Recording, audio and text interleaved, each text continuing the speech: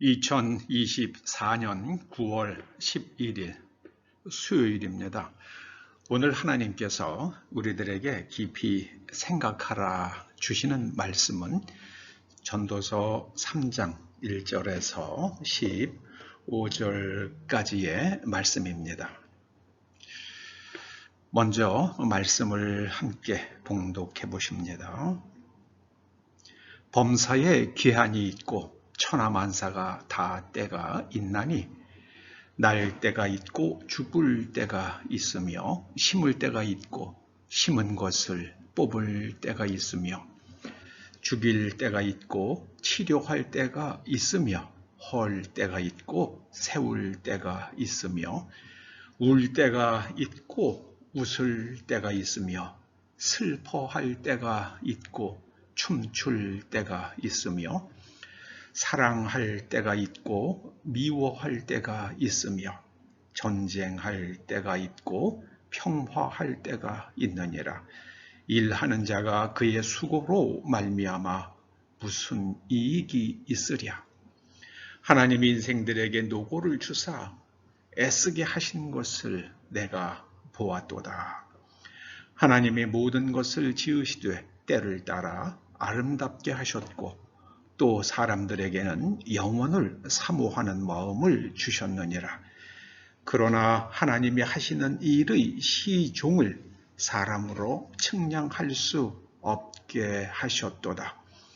사람들이 사는 동안에 기뻐하며 선을 행하는 것보다 더 나은 것이 없는 줄을 내가 알았고 사람마다 먹고 마시는 것과 수고함으로 낙을 누리는 그것이 하나님의 선물인 줄도 또한 알았도다. 하나님께서 행하시는 모든 것은 영원히 있을 것이라. 그 위에 더 할 수도 없고 그것에서 덜 할 수도 없나니 하나님이 이같이 행하심은 사람들이 그의 앞에서 경외하게 하려 하심인 줄을 내가 알았도다. 이제 있는 것이 옛적에 있었고 장래에 있을 것도 옛적에 있었나니 하나님은 이미 지난 것을 다시 찾으시느니라. 아멘. 오늘 말씀 가운데에 가장 주목할 구절은 11절이 아닌가 생각됩니다. 하나님이 모든 것을 지으시되 그 때 안에서 아름답게 하셨다. 모든 것을 아름답게 하셨다. In its timing. 그 때에, 때를 따라서. 그리고 사람들에게는 영원을 사모하는 마음을 주셨다. 이렇게 말씀합니다. 사실 생각해 보면 모든 것이 아름답습니다. 태어나는 것 아름답죠. 우리가 죽음은 싫어하지만 다시 한번 생각해 보면 죽는 것도 신비하고 아름답습니다. 왜냐하면 죽는다는 것은 이미 태어났기 때문입니다. 여러분, 태어난다는 것은 엄청난 축복이고 신비입니다. 글쎄요, 여자가 태어나서 죽을 때까지 몇 개의 난자를 만들까요?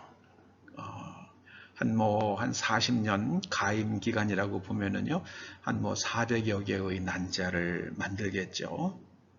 그리고 남자가 만드는 정자의 수야 어마어마하게 많지 않겠어요?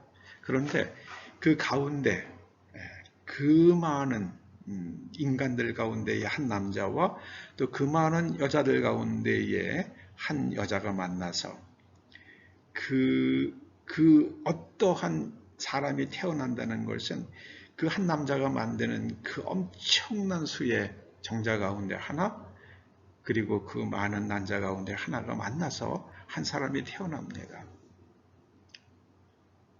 정말 신비잖아요. 그리고 아름답잖아요. 이미 그 놀라운 기적, 그것을 바탕으로 태어나는 겁니다. 그것이 전제되어 있기 때문에 태어나는 것이죠. 그래서 사람이 날 때가 있고 죽을 때가 있는데 그조차도 아름답게 하셨다. 11절에 이렇게 말씀하는 겁니다. 모든 것이 아름답습니다. 저는 봄에 새 잎이 돋는 것도 아름답고 또 꽃이 피는 것도 아름답지만은 겨울에 나무가 그 모든 나뭇잎을 다 떨구고 그 가지, 앙상한 가지를 드러내고 있을 때 그 가지 하나하나가 뻗어나간 모습이 그렇게 아름다워요. 제 눈에는. 그리고 그 나무 주변, 그 나목 주변에 떨어져 있는 낙엽들이 그렇게 평화스럽고 아름답더라고요.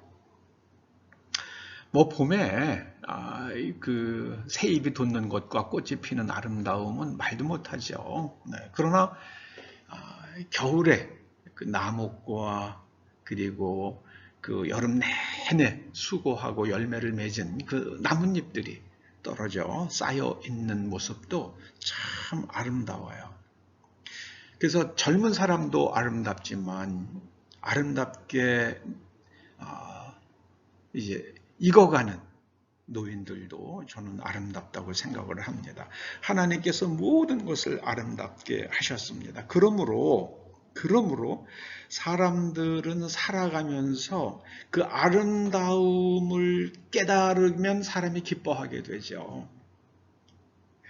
우는 것과 웃는 것, 슬퍼하는 것과 춤추는 것, 그 속에 있는 그 신비와 아름다움을 깨달으면요, 얼굴에 미소가 나오게 되죠. 그래서 사는 동안에 기뻐하는 것, 그리고 사람이 선을 행하는 것이요.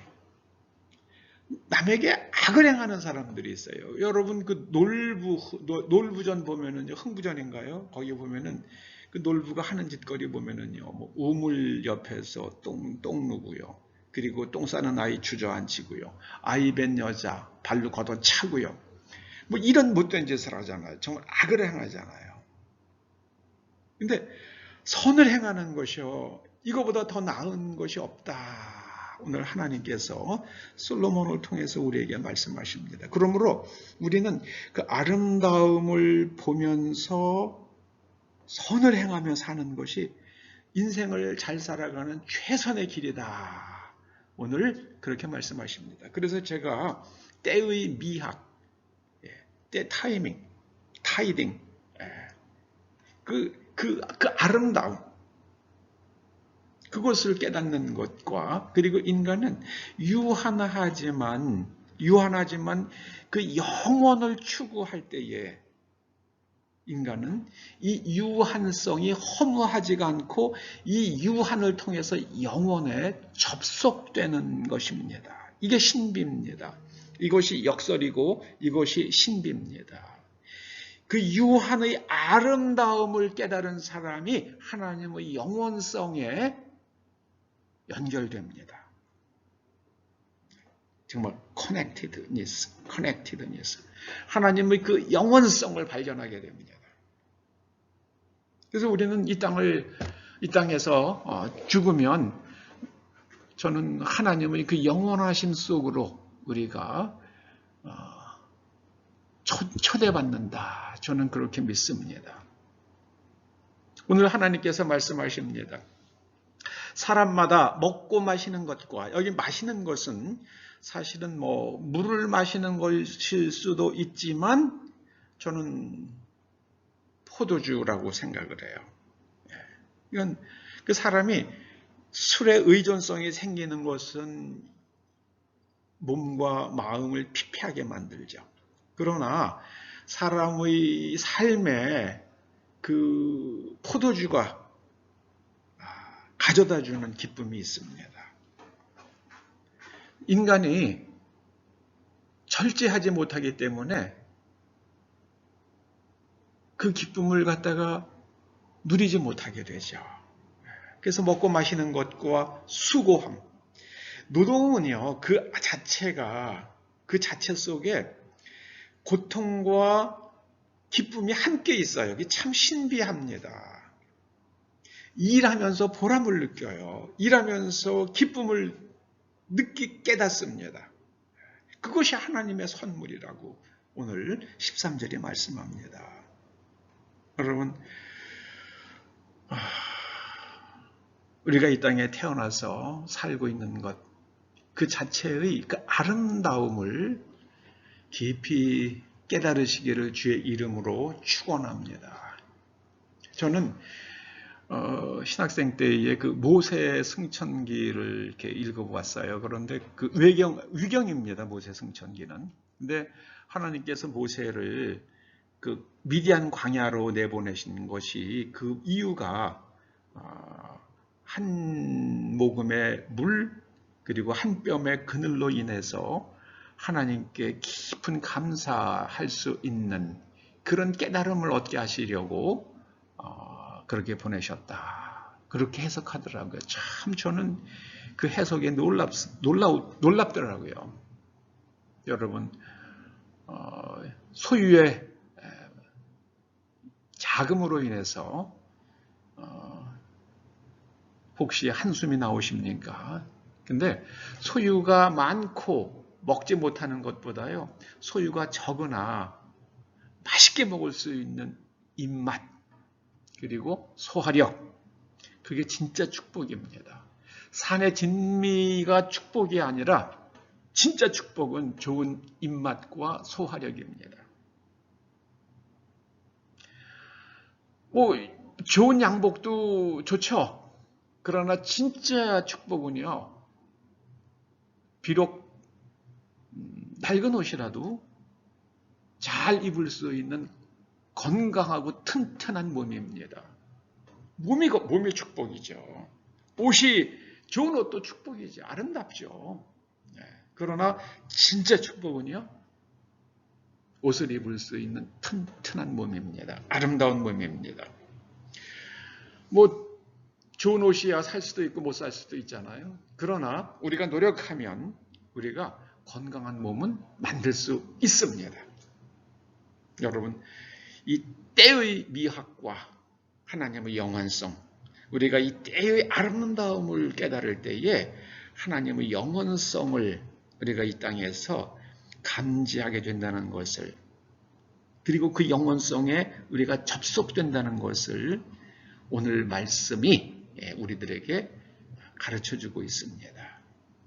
기도하시죠. 아버지 하나님, 이 땅에 사는 동안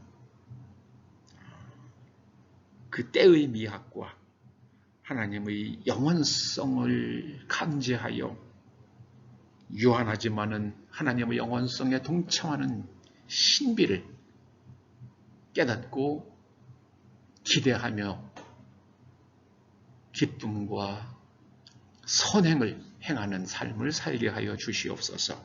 예수님의 이름으로 기도드립니다. 아멘.